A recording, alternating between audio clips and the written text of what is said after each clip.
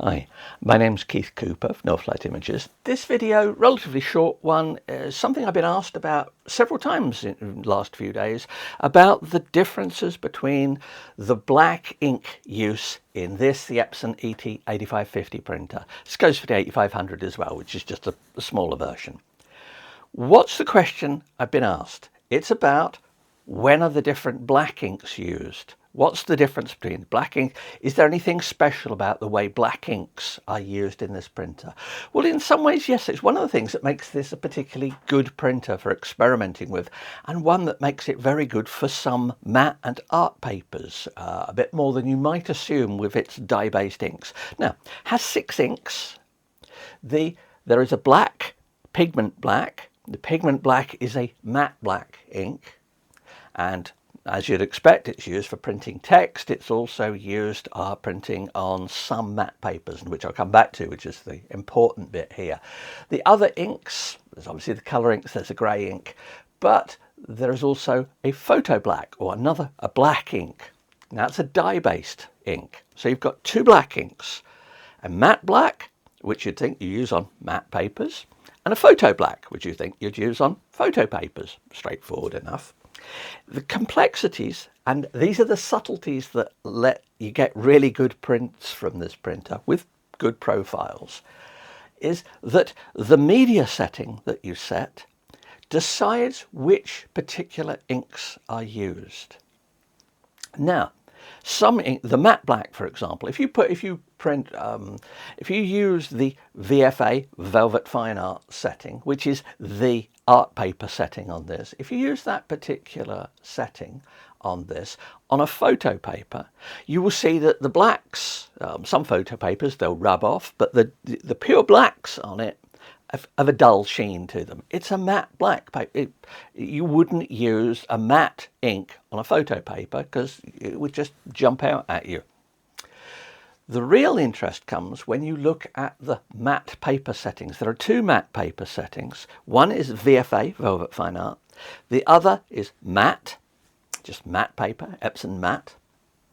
And superficially you think, well, they're both the same. They're just for different papers.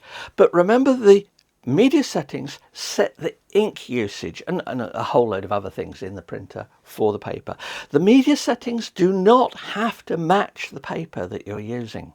So if you wanted, as I said, to use the Velvet Fine Art setting with a glossy paper, you could do. It would look awful because that ink really, that matte black ink that's being used doesn't work very well. But, what other differences are there between these particular inks? Why would you be concerned about it? Well, the matte black on some papers, some art papers, not just Velvet Fine Art, but lots of other art papers, gives superior results. And the interesting bit here is that if you use the VFA setting, all the inks are used. So the VFA setting will make use of all 6 inks. So you've got a matte black in the mix. If you use the Epson Matte setting, only the dye-based inks are used. Now, on some papers, some matte papers, using just the dye-based inks works better. On some papers, using all the inks works well. And so once again, the matte black is only used in the very dark areas.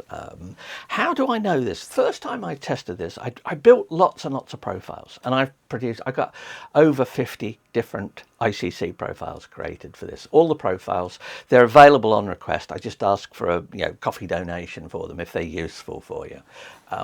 I built these profiles as part of my testing. I like the printer so much that last year we actually bought one. This is Karen's printer. We'll one day go back up to her office. But I got it for some more testing, and also because it's just a nice printer. She loves the scanning on it, uses that for all sorts of stuff. I've used it for reproducing artwork and things as well. But these graphs, which taken from the written review, and I always say, if you want the detail, go to one of my written reviews. These graphs show the spectral response. What does that mean? Well, when you shine light on paper, light reflects back off it. As part of profiling, you measure that light, and you measure lots and lots of coloured patches. what I can see when I look at this, and the difference between a paper using the VFA setting and the dye-based settings, or the Epson matte setting, is when you look at the black, you would expect black reflects no light. Well, obviously it reflects a bit of light. Turns out that the pigment black is uniformly dark right across the spectrum. So if you shine blue light on it, it's dark. If you shine red light on it, it's dark. The dye-based inks, when you get to the deep red, and certainly in the infrared, they lose a lot of that density. And the problem is that you get a graph and you get like a hook on the end of it. And that is a characteristic of dyes being used. Now, when you look at the other colours and things in this, you can see the mix in that the dye-based inks are being used, obviously, for most of the printing, but black is being used in the mix. And it was looking at this and a few other things that showed that, yep, if you use the VFA setting, all the inks are being used.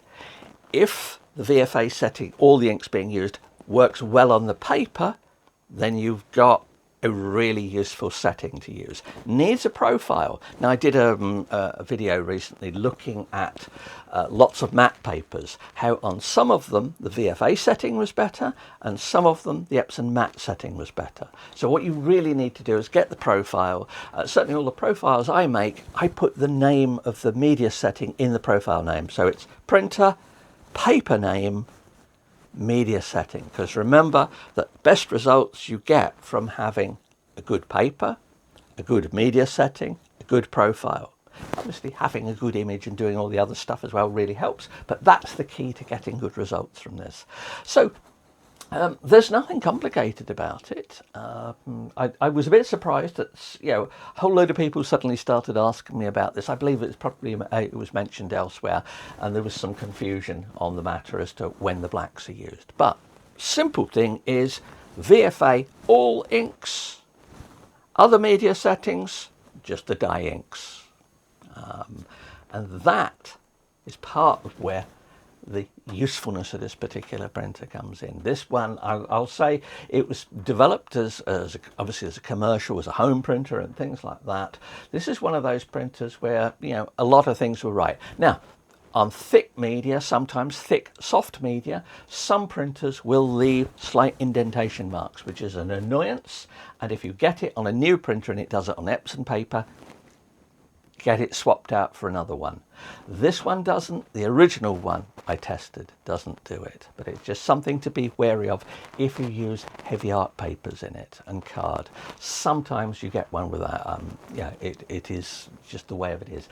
But an excellent printer. And I say the secret of this printer really is knowing how those blacks interact. If you want more information on it, please do have a look at the written review. I update the written review regularly, and that's the one big advantage of the written articles over any videos, is that if I learn something new about the printer, I can add a paragraph into the written review. Any videos I've done, that's it, they're set in stone.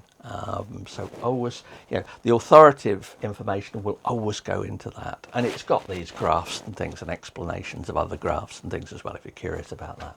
Anyway, I hope that clarifies a few things. If you've got any questions, please do let me know, and thanks for watching. And if you want the profiles, just drop me an email. I'll put some details in the notes. Thanks.